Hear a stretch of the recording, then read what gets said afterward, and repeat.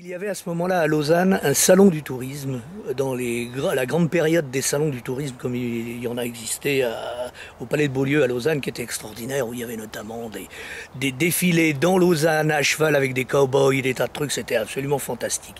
Et c'est à cette époque-là, je me souviens que s'est créée la SET, dans laquelle il y avait un certain nombre de personnes, comme Bertrand Favre, bien entendu, et puis Marco Flax notamment, et tout un tas d'autres, Daniel Jacquinet, enfin tout un tas d'autres personnes qui ont voulu créer cette association.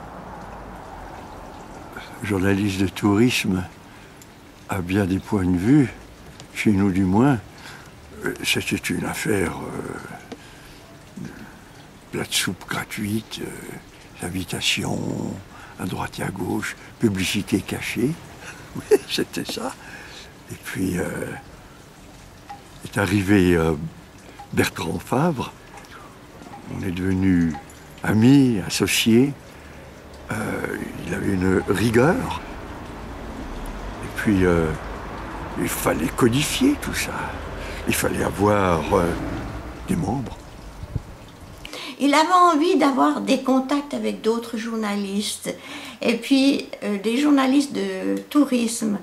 Il y avait aussi les offices de tourisme qui ne savaient pas à qui s'adresser quand ils souhaitaient inviter un journaliste pour aller faire un reportage dans leur pays. Je crois que lors de la Constitution, à l'hôtel Beau Rivage, je ne sais pas, je ne me souviens plus combien nous étions, mais 8 ou 10. Je sais que je suis en tout cas la seule survivante aujourd'hui. Vous parliez de votre âge, c'est un secret? Écoutez, j'ai 80 ans aujourd'hui. Pour nous à l'époque, le modèle c'était le journalisme anglais et américain en fait. Le New York Times, quand il envoyait ses journalistes de tourisme, refusait toute invitation, ils payaient. Les journalistes payaient leur chambre, payaient leur bus, payaient leur avion, la location d'auto, les repas. Mais j'étais libre d'analyser le produit. C'est pas, appelons-le le produit. J'aime pas ça parce que derrière tout ça, il y a l'être humain, il y a les populations, les découvertes, les œuvres d'art, les paysages. Ils payaient, donc ils étaient indépendants. Chez nous, non. Quand on analysait un hôtel, on trouvait qu'il y avait des qualités, des défauts. Il fallait gommer les défauts au départ. On a été naturellement victime de la publicité, des relations publiques montantes. C'était très dur, très dur. Oui. Je ne suis pas sûr qu'on ait réussi. Bertrand, c'était un ami pour moi, pas de longue date, mais depuis quelques années. On se côtoyait dans des reportages, on se côtoyait dans des bistrots, on allait discuter vraiment ensemble. C'était à l'époque de TTN, Travel Trader News, où il s'occupait de la page hôtellerie, et j'étais le rédacteur en chef. Et il a été 20 ans à la présidence, et il en avait un peu marre depuis quelques années. Alors un jour, il vient me voir avec Marco Flax, et on va boire un chocolat juste en face. Et il me demande si je voulais pas être le prochain président. Alors j'éclate un peu de rire, j'étais heureux, mais j'ai dit mais je suis pas membre de la SET. À l'époque ça s'appelait la SET, et donc je peux évidemment pas être président.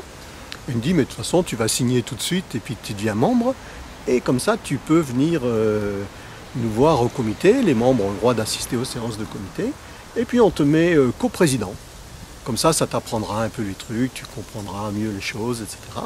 Et puis ça s'est fait comme ça. L'Assemblée générale se passait au TTV qui était à Montreux. Et donc j'ai été élu président, comme ça se fait traditionnellement dans beaucoup d'associations. On se bat pour être coprésident, mais jamais pour être président tout court. C'est comme trésorier, quoi, ça.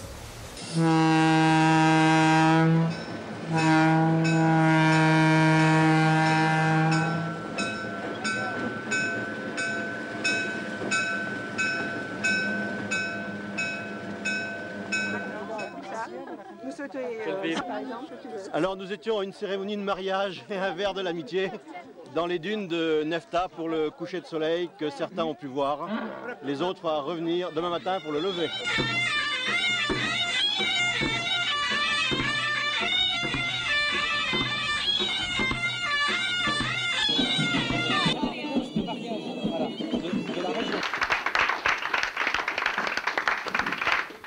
Lorsque j'ai passé le témoin, avec Gérard, on a bien discuté et des moments, je le sentais un peu, pas en deçà, mais il réfléchissait, ce qui est normal, il avait son entreprise.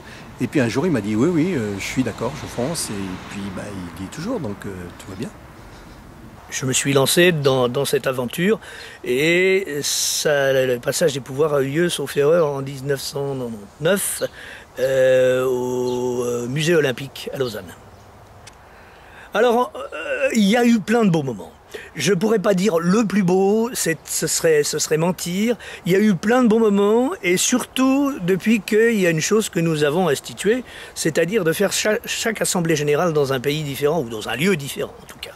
Et ça a été très très positif. Pourquoi ? Parce que d'abord, ça a fédéré un certain nombre de membres de notre association qui venaient très volontiers à ces assemblées générales qu'on faisait à l'étranger. Et secondo, parce que ça créait une sorte de convivialité, ça a renforcé la convivialité entre les membres.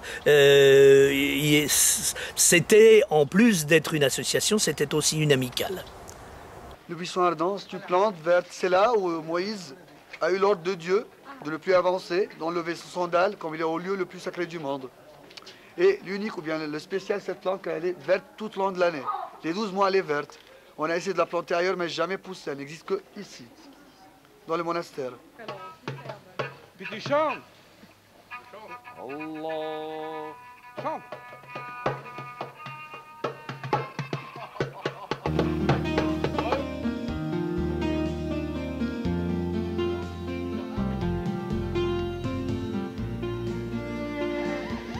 Un message pour ceux qui sont présents ce soir lors du 40e anniversaire. Je leur souhaite déjà une très très belle journée, un très bon week-end pour ceux qui passeront la nuit. Interlaken, c'est quand même bien plus que la carte postale de la Suisse. C'est une image. Quand on va en Asie, Interlaken, c'est extrêmement connu. Pas simplement par les Japonais, pas simplement par les Indiens qui viennent dans cette région à longueur de temps. C'est un lieu idéal qui permet aussi de toucher nos confrères alémaniques qui seront peut-être à l'avenir beaucoup plus nombreux qu'aujourd'hui.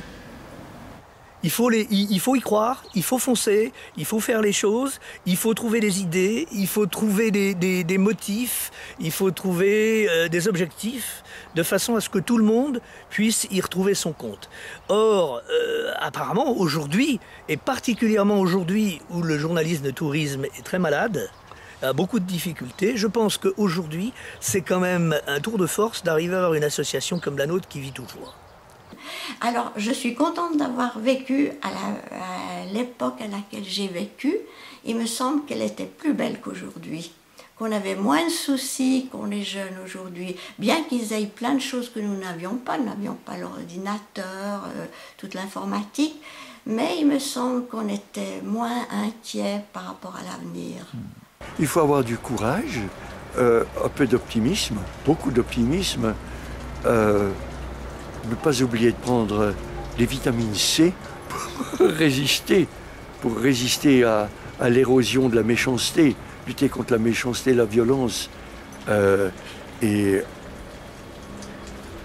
oui, continuer à promouvoir la connaissance mutuelle, réciproque dans le monde, rapprocher les peuples de façon à ce qu'ils s'entendent. Et c'est vrai que journaliste de tourisme, si ça existe encore, eh bien ça peut être un moyen, un outil. Hein, oui.